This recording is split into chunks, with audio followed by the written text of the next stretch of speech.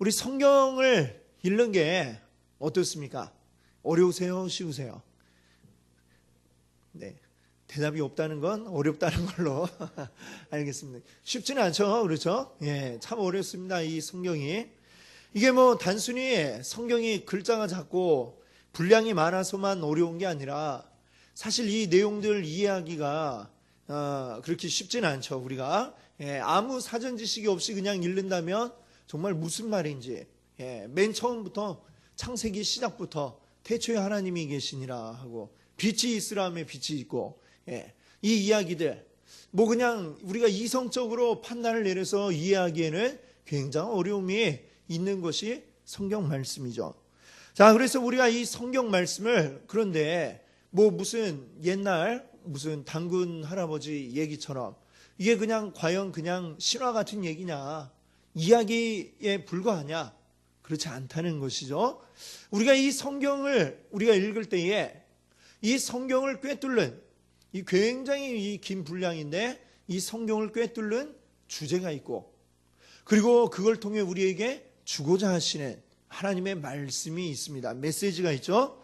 그것을 우리가 온전히 이제 그 하나로 쫙 이 성경을 꿰뚫어서 바라볼 수 있으면 그러면 우리가 이 성경을 읽기가 훨씬 수월해질 겁니다. 그렇죠? 그래서 우리가 계속 이제 이 시간에 말씀을 드렸지만 그걸 위해서 우리가 뭘 한다고 그랬어요? 먼저는 길을 쭉 뚫는 작업을 한다고 그랬습니다. 고속도로를 일단 쫙 뚫어놓고 길이 있어야 일단은 달려갈 수가 있잖아요. 그렇죠? 우리나라 경부고속도로를 쭉 뚫었듯이 이제 이 성경의 창세기부터 요한계시록까지로 우리가 고속도로를 쫙 내는 겁니다.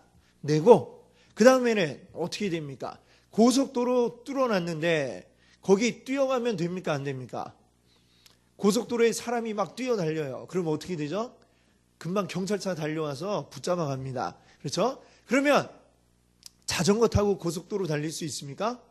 예, 그것도 안 되죠. 하다못해 오토바이도 고속도로는 탈 수가 없어요. 그렇죠? 고속도로를 달리려면 고속도로를 달릴 수 있는 차체에 그리고 엔진을 달아야 그래야 이 고속도로를 달릴 수가 있는 것입니다. 그리고 우리가 하는 작업은 일단은 길을 쭉 뚫는 것이고 우리 길 뚫는 거는 우리가 어떻게 했죠? 성경 일단 구약 성경에서 어떻게 했습니까? 우리 시대 순으로 이 시간 흐름에 따라서 성경을 쫙 배치를 해 보았습니다. 기억나시죠? 창세기, 출애굽기, 그다음에 레위기는 어때요? 레위기는 바로 이어집니까? 아니죠. 레위기는 그 위에다 갖다 붙였어요. 출애굽기 위에. 시간 흐름상으로 어떻게 됐어요? 창세기, 출애굽기 그다음에 레위기 건너뛰고 민수기로 그다음에 신명기는 또 어때요? 신명기도 시간 흐름에 의하면 흘러가지 않습니다. 그리고 그 위에다 갖다 붙였고 그다음에 여호수아, 사사기 이렇게 쭉 흘러가는 거 말씀을 이제 드렸고 문제는 이제 우리가 이 성경을 읽어 나갈 때에 우리가 부닥치는 어려움들 어떤 어려움입니까? 말씀을 딱 읽는데 교회에서 이제 목사님이 그렇다고 하니까 그런가 보다는 하지만 마음 한구석에 있는 뭔가 왠지 모를 찜찜함. 이게 정말 이 뭐 빛이 이스라엘에서 말씀으로 창조가 되었을까? 이 학교에서는 또 뭐 이게 진화가 되었다고 그러고 뭐 빅뱅에 의해서 이게 폭발이 일어났다고 그러는데 이게 사실일까? 예.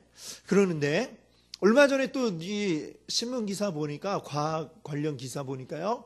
또 이제 과학자들 가운데 빅뱅이 없었다. 또 이렇게 이야기하는 과학자들 연구가 또 나왔더라고요. 그러니까 우리가 분명히 알아야 될 거는 우리가 과학이라고 알고 있는 거, 과학이 진리냐? 진리는 아니라는 거죠.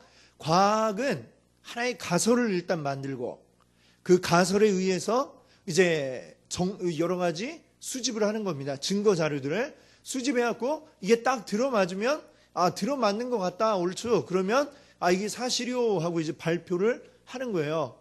그러면 이제 그런가 보다 하다가 나중에 여기 맞지 않는 또 증거 자료가 또 근데 발견이 돼요. 그러면 이제 새로운 가설을 또 세우죠. 그러면 아마 이게 이렇게 된 거다. 그러면 이제 옛날 이론이 이제 엎어지고 새로운 이론이 또 이제 이게 진짜인 것 같아요 이렇게 되는 거예요. 진짜다가 아니라 진짜인 것 같다. 그러다가 또 다른 과학 기술이 발전함에 의해서 새로운 자료들이 또 나오면 뭐 이전 게 또 아닌 게 되고, 그리고 우리가 과학자 뉴턴의 만유인력 법칙, 뭐 이거 대단한 이론 아닙니까? 그렇죠? 그런데 이게 20세기에 아인슈타인에 의해서 이게 뒤집어진 거 아니에요. 그래서 상대성 이론이라는 거에 의해서 그렇습니다. 우리가 뭐 복잡하게 알 필요 없이 과학은 여전히 이제 새로운 자료들을 수집하고 있는 중이고 계속해서 발전해 나가는 중이지 이게 진리는 아니다.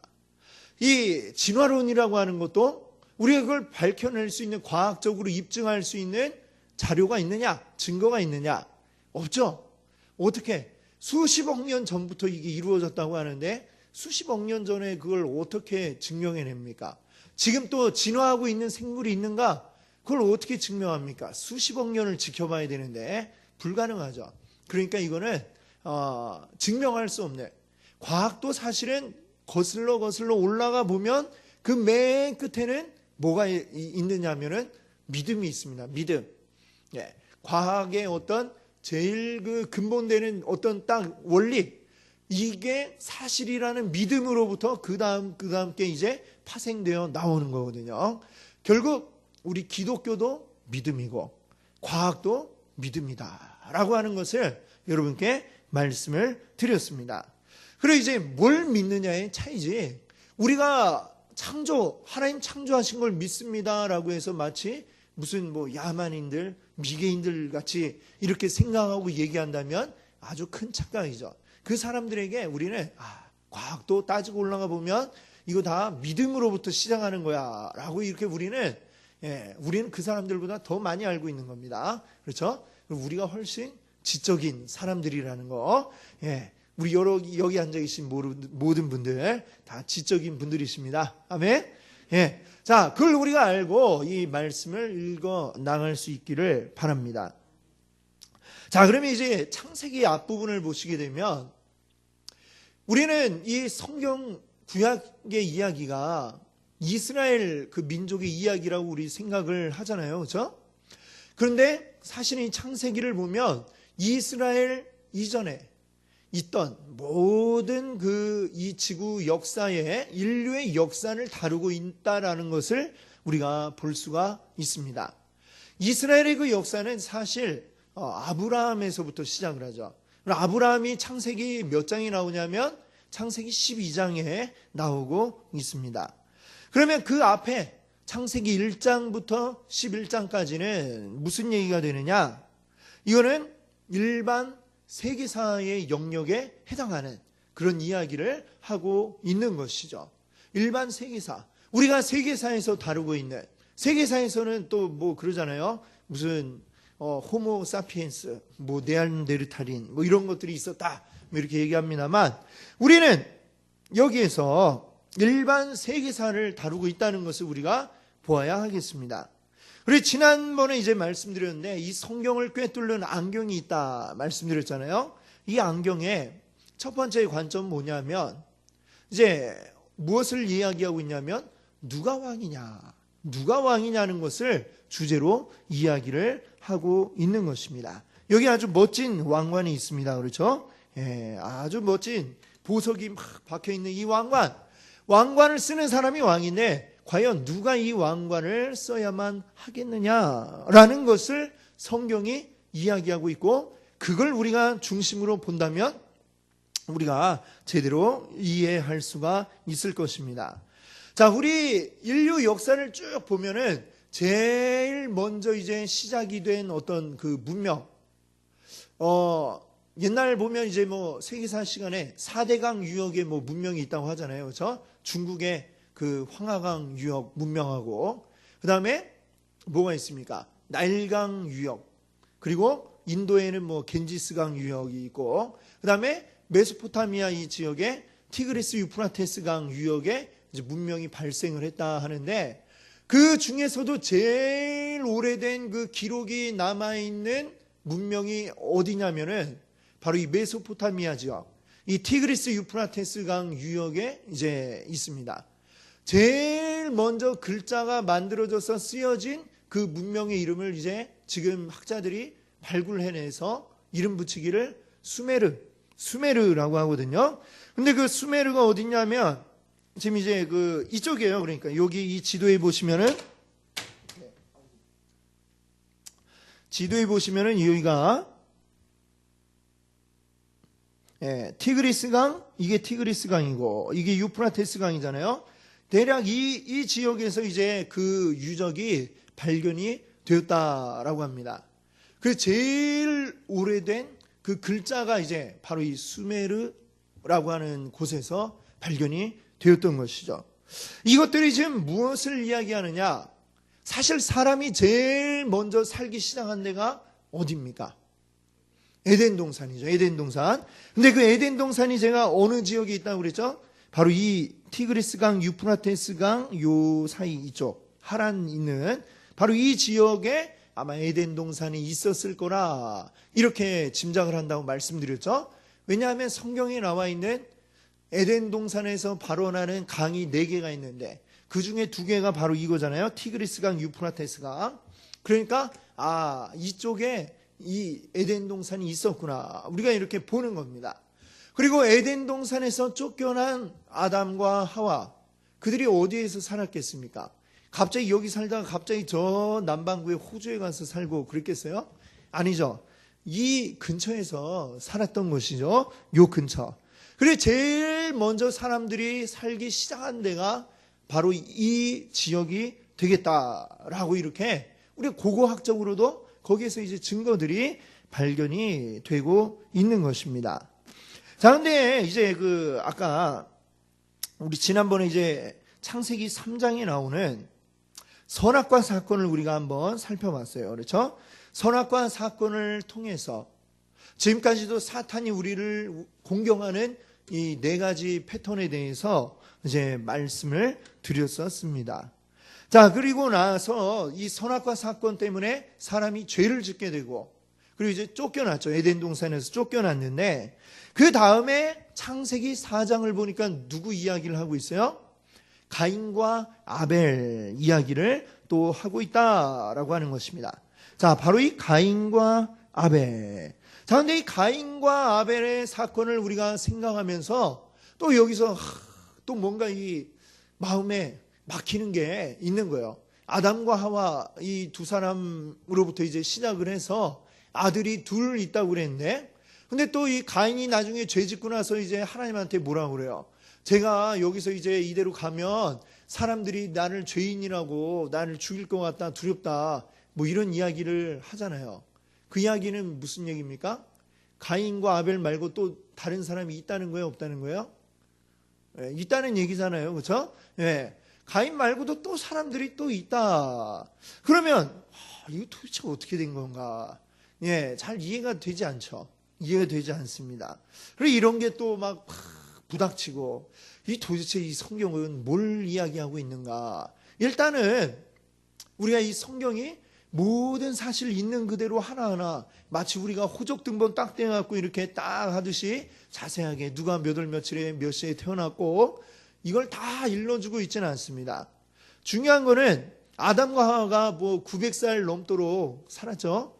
그러면서 많은 자녀들을 낳았을 거예요. 낳았고 그 자녀들은 또 자녀를 낳고 해서 사람들이 이제 많아지기 시작을 했습니다. 이 성경은 그러니까 모든 거 다 우리에게 자세하게 일러주고 있지 않기 때문에 굉장히 이것이 이제 비밀스러운, 말하자면 비밀 문서다라고 이렇게 우리가 이야기할 수 있습니다. 비밀 문서인데 이게 말하자면 성경은 암호화돼서 우리에게 딱 알려져 있는 거예요. 예수님이 비유를 말씀하실 때 이 비유의 뜻이 무엇인지 제자들이 물어보잖아요. 그리고 예수님 그 제자들에게 뜻을 풀어서 일러주시면서 모든 사람에게 이걸 다 알 수 있게 말하는 게 아니다 라고 이런 말씀을 하셨는데 이 성경도 역시 마찬가지인 것 같아요. 성경 모든 부분들이 우리에게 밝히 드러나 있기보다는 상당히 암호화되어 있고 이제 비유적으로 또 설명이 되어 있는 부분도 있고 이렇게 우리에게 살짝 숨겨져 있습니다. 이거를 이제 잘 알 수 있는 것은 우리가 하나님 말씀에 의지하고 하나님의 은혜에 의지해서 이 말씀을 또 풀어야지, 잘못 풀면 또 이제 이단들이 되기도 하고. 그래서 상당히 이 창세기는 우리에게 어려운 책인 것이죠. 그러면 이거를 우리가 어떻게 생각할 수 있느냐? 사실 이 가인과 아벨, 물론 아담과 하와의 이제 자녀들이겠지만, 이들은 말하자면 두 개의 어떤 공동체를 대표하는 자들이라고 우리가 이야기할 수 있는 것입니다. 두 개의 공동체. 자, 한쪽은 가인의 그 무리에 속해 있는 자들은 어떤 거예요? 지금 가인의 성격을 그대로 가지고 있을 것입니다. 또 아벨의 그 무리에 속해 있는 자들은 아벨의 성격을 가지고 있겠죠. 지금 이 성경에 가인과 아벨로 대표된 것처럼 한쪽은 하나님을 가장 우선시하는 그러한 자들의 이 공동체가 있는 것이고, 한쪽에는 자기들이 먹고 사는 이유기에 더 이제 힘을 쓰고 신경을 쏟는 그런 무리들이 있다라고 하는 것이죠. 사람들이 지금 이 둘로 이렇게 갈라져 있다라고 하는 것입니다. 자, 이 두 부류 사이에서 충돌이 일어나서 사건이 발생하죠. 그 사건이 발생해서 가인이 아벨을 죽이게 되었다라고 하는 것이죠. 이 하나님을 따르는 자들의 그 대표인 아벨이 죽었다라고 우리가 볼 수가 있는 것입니다. 자, 그래서 이것은 지금 우리에게 이 두 길이 있다는 것을 우리에게 말씀하고 있는 것입니다. 이 길이 딱 있잖아요. 갈림길이 딱 있습니다. 한쪽 길은 어느 길이에요? 가인 쪽에 이 길이 있고, 또 한쪽은 어느 길이에요? 아벨 쪽의 길이 있는데, 하나님을 따르는 자들의 그 길은 이 아벨 쪽이라는 것을 우리가 성경을 통해서 알 수가 있습니다. 그러면 이 가인의 길은 어떤 길이냐? 자, 창세기 4장을 보시면은 가인이 아벨을 죽이고, 그리고 이제 쫓겨나잖아요. 쫓겨나는데 그 후에 가인의 후손들, 가인의 자손들 이야기가 16절부터 나오고 있습니다. 여러 그 자손들이 나오는데 그 중에 가장 길게 설명이 되고 돋보이는 자가 있는데, 그가 누구냐면 바로 라멕입니다. 라멕이라는 자가 나오는데, 이 라멕이라는 자가 가인의 그 뒤를 잇는 대표적인 이제 대표자로 지금 여기에 부각이 되고 있는 것을 봅니다. 거기에 보시면은 창세기 이제 4장 23절 24절에 라멕이 하는 이야기를 한번 우리가 들어볼까요? 23절 24절을 한번 같이 읽어보겠습니다. 라멕이 아내들에게 이르되 아다와 실라여 내 목소리를 들으라. 라멕의 아내들이여 내 말을 들으라. 나의 상처로 말미암아 내가 사람을 죽였고 나의 상함으로 위하여는 벌이 700일진데 라멕을 위하여는 벌이 77배이리로다 하였더라. 자, 이게 무슨 얘기입니까? 아까 말씀드린 것처럼 가인이 아벨을 죽이고 이제 쫓겨납니다. 쫓겨나는데 제가 이대로 가면 사람들이 나를 죽일까 두렵습니다. 이랬더니 하나님이 가인에게 표를 주셨다는 거예요. 표를 주셔서 자, 이 표를 보고도 만약에 너를 해한다면 그 벌을 7배나 받을 것이다. 하나님이 이렇게 말씀하신 게 있습니다. 근데 그 가인의 후손인 이 라멕이 이야기하잖아요. 가인을 위해서는 벌이 7배일진데 라멕 자기를 위해서는 벌이 77배다. 지금 이 라멕이 하는 이야기를 들어보세요. 나의 상처로 말미암아 내가 사람을 죽였고 나의 상함으로 말미암아 소년을 죽였도다. 자, 이게 어떤 것입니까? 나의 상처로 말미암아 나에게 누군가가 해를 가해 온다면 그 어떻게 갚겠다는 거예요? 나한테 조금만 상처를 가면 나는 배로 말로 그래서 너를 죽도록 갚아주겠다. 이 보복을 하겠다라는 것이죠. 그리고 그런 보복을 하는데 애고 어른이고 없다는 얘기죠. 소년이라도 죽이기를 전혀 거리껴 하지 않는 사람이 바로 이 라멕인데 그걸 아주 지금 이렇게 자랑스럽게 지금 노래로 만들어서 그가 부르고 있다라고 하는 것이죠. 더군다나 가인이 한 사람 죽였을 때에 그것을 지키기 위해서 하나님은 벌을 7배나 받게 하겠다라면서 이 가인을 지켜주셨는데, 라멕을 위해서는 몇 배라는 거예요? 77배다. 이게 무슨 얘기입니까? 나 함부로 건들지 마라. 나 건들면은 그 77배나 가는 이 벌을 갚아줄 것이다. 뭐 이런 위협을 하는 거나 지금 마찬가지죠. 이건 지금 뭘 이야기하는 겁니까? 자기에게 힘이 있다는 얘기입니다. 힘이 있고 내가 마음에 들지 않으면 나는 너희들을 힘으로 제압할 것이고, 만약에 나에게 대적하면 나는 그것을 77배나 되도록 갚아줄 것이다. 라멕이 이렇게 떠들고 있는 것입니다. 공공연히. 이게 뭘 얘기하는 거예요? 이제 이 인류 역사에 이 사람들의 흐름이 어떻게 된다는 겁니까? 바로 이것처럼 힘에 의해서 인류의 역사는 나아가게 될 것이다 라고 하는 것을 지금 이 라멕을 통해서 보여주고 있습니다. 어떻습니까? 우리 인류 역사가 그렇죠. 계속해서 전쟁과 싸움이 그치지 않는 이유가 뭡니까? 바로 이거죠. 힘으로 다른 사람들을 제압해서 내가 왕 노릇하고 내가 다른 사람들을 로부터 빼앗아야 내가 누릴 수 있고, 이게 지금 인류 역사의 흐름이고, 그게 옛날부터 지금까지 쭉 그래왔고, 지금도 역시 이 흐름 속에 지금도 역시 전쟁이 끊이지 않고 있는 그것을 우리가 보게 되는 것입니다. 자, 근데 우리가 또 하나 생각해 볼게요. 가인을 위해서는 벌이 7배일진데 이 7배를 더하기 위해서 가인에게 표시를 해주셨다고 그랬잖아요. 이 표시를 한 것은 무엇을 의미하고 있느냐? 자, 우리 한번 생각해 보십시오. 가인이 아벨을 죽였습니다. 그러면 가인이 그런 죄를 지었을 때 아벨 쪽 사람들이 어떻습니까? 아벨의 그 공동체에 있던 사람들이 복수하고 싶은 마음이 있겠죠. 그러면 그렇다고 복수를 만약에 했다, 가인을 또 죽였다, 그럼 또 어떻게 될까요? 이 가인 쪽 공동체에서 또 복수해야지 이 마음이 들겠죠. 그러면 가인을 또 죽인 사람을 또 가서 찾아가 죽일 겁니다. 이러면 어떻게 돼요?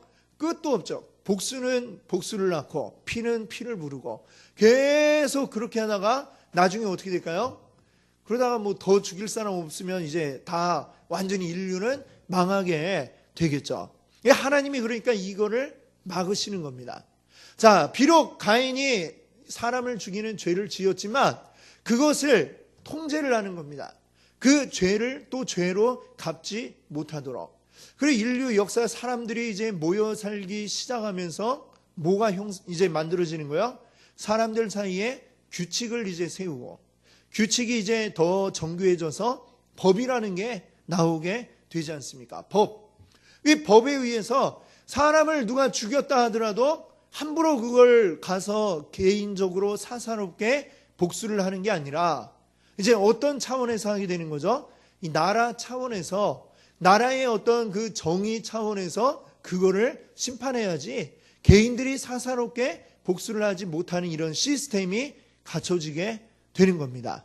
그러지 않으면 결국 전부 다 싸움으로 죽고 끝날 수밖에 없기 때문에, 그래서 이제 이 가인에게 표를 주었다라고 하는 것은 우리 인류 역사에 어떤 그런 시스템이 생겨나게 되었다는 것을 이제 여기서 보여주고 있는 것이죠. 그리고 가인이 보면 여기 16절에 4장 16절에 보시면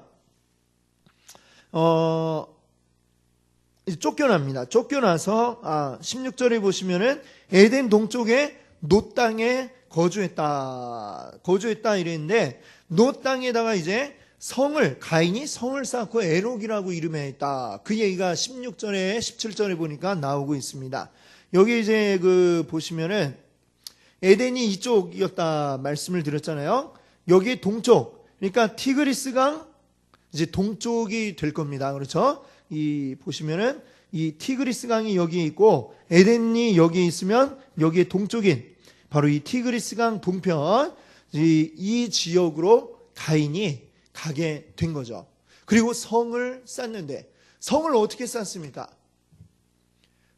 사람 혼자 열심히 그냥 돌을 갖다 날르면 이 성을 쌓을 수 있습니까? 없죠.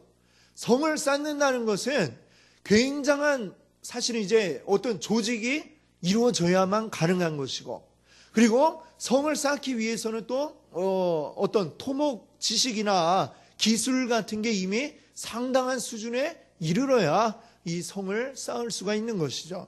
그러니까 이 가인의 시대에도 이미 벌써 어느 정도 그 나라라고 하는 것이 형성이 되었고, 그 나라도 이미 또 많은 그 기술적인 발전이 있었구나라고 하는 것을 우리가 알 수 있습니다. 또 가인의 후손들이 한 걸 보면은 굉장히 이제 그 발전을 많이 하잖아요. 어떤 발전이 있습니까? 유발.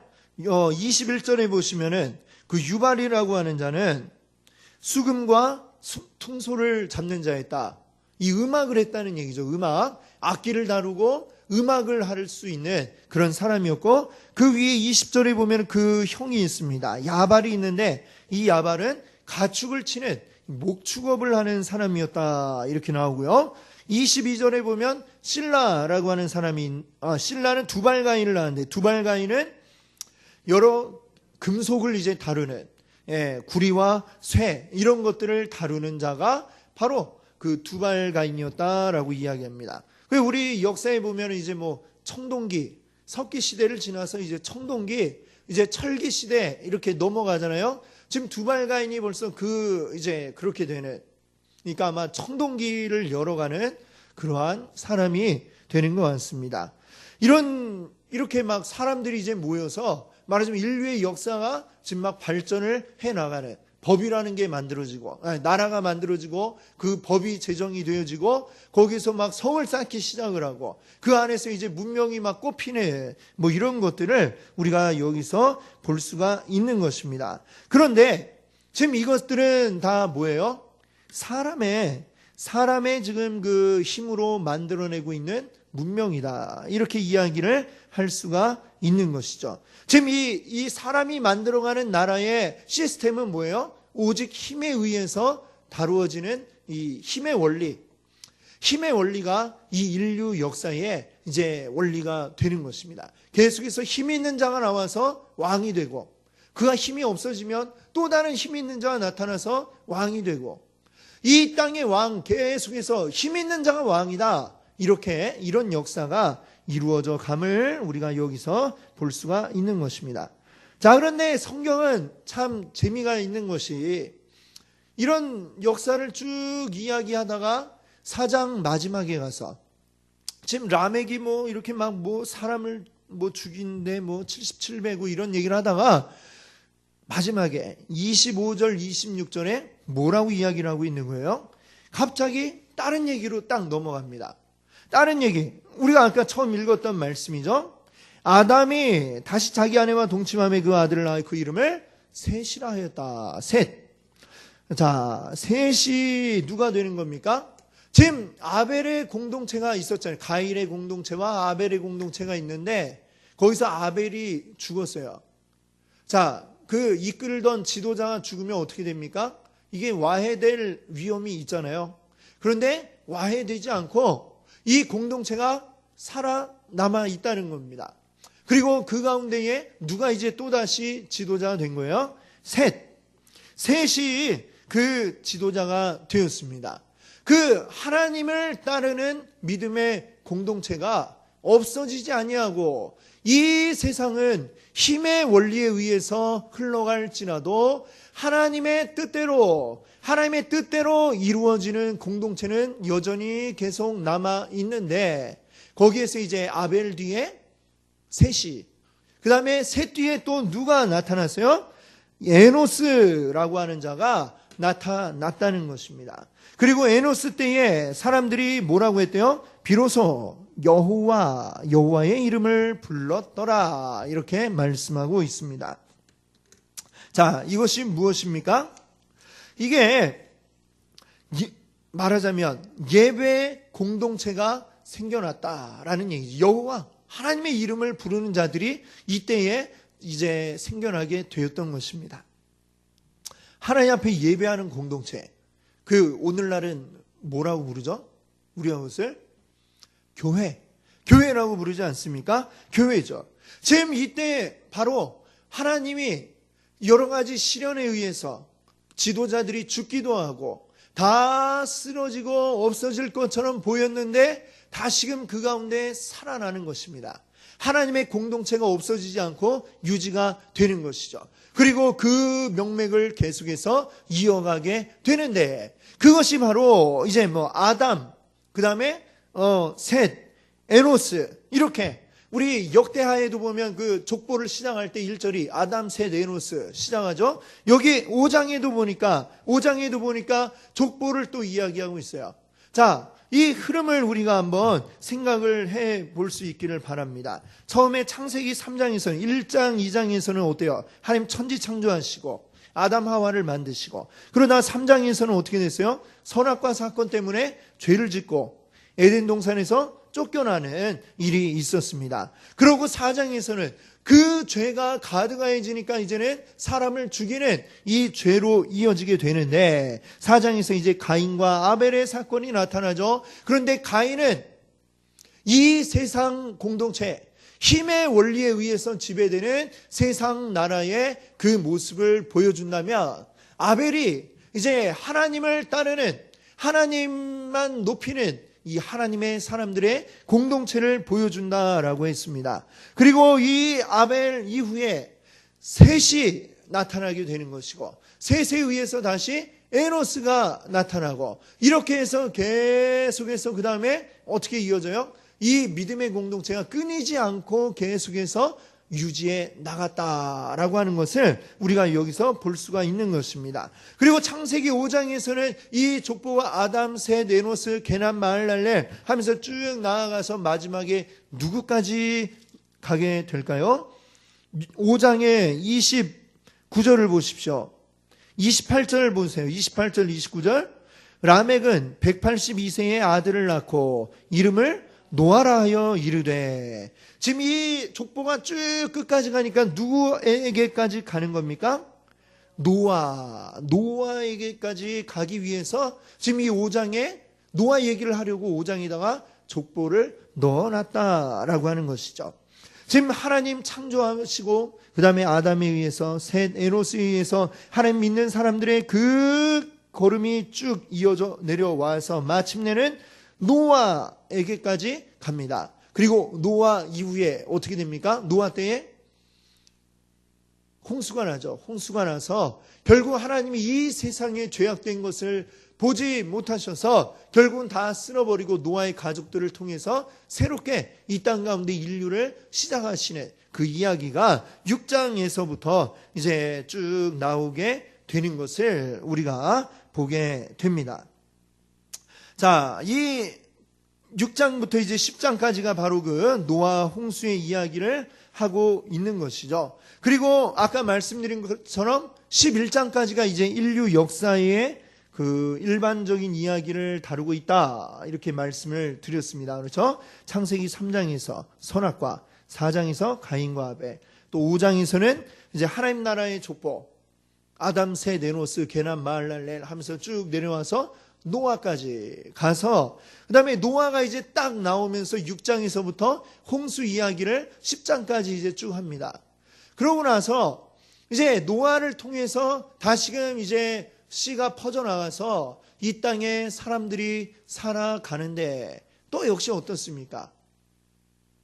하나님을 믿는 그 공동체만 존재하는 게 아니라 이 땅 가운데는 또 다시 이 힘의 원리에 의해서 살아가는 자들이 또 다시 생겨난다는 것이죠. 그래서 창세기 11장에 가면은 이제 무슨 얘기가 나옵니까? 바벨탑 사건이 나오거든요. 바벨탑이 뭡니까? 우리가 높은 탑을 쌓아갖고 우리도 하나님만큼 높아지자. 이젠 공공연히 이제 자신들이 신이 되겠다라는 욕망을 숨기지 않고 드러내는 사건이 이제 바벨탑 사건이라고 할 수가 있습니다. 그래서 하나님은 이제 거기에서 어떻게 하십니까? 이들의 언어를 흐트러버리죠. 흐트러버리니까 갑자기 말이 안 통하니까 이게 공사가 진행이 될 수가 없죠. 서로 말이 통해야 되는데 밑에다 야 벽돌 이러면 벽돌을 딱 날라줘야 되는데 도대체 뭔 소리 하는 거야 하면서 하니까 공사가 결국 그렇게 안 되고 말이 통하는 사람들끼리 같이 이제 무리를 지어서 인류가 흩어져 사는, 이제 그 인류의 역사의 그 가장 원시적인 모습을, 처음의 모습을 여기 이제 11장까지 보여주고 있게 되는 것입니다. 그리고 그 11장이 끝난 후에 12장에서 누가 나와요? 아브라함이 이제 거기에서 나오게 되는 것이죠.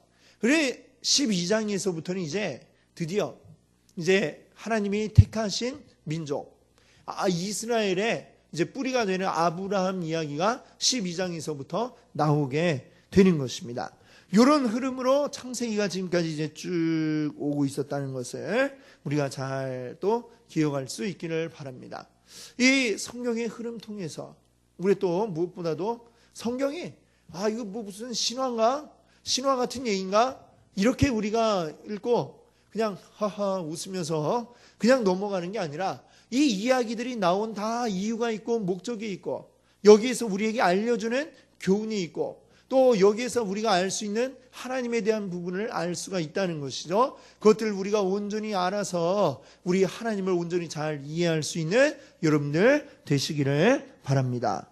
우리 계속해서 이 말씀들 하나하나 이제 생각이 나갈 때에 그렇구나라는 것을 깨달으시면서 계속해서 이 말씀들을 함께 또 읽어 나가시면 더 잘 이 말씀이 우리 가운데 확 다가올 줄로 믿습니다. 아멘.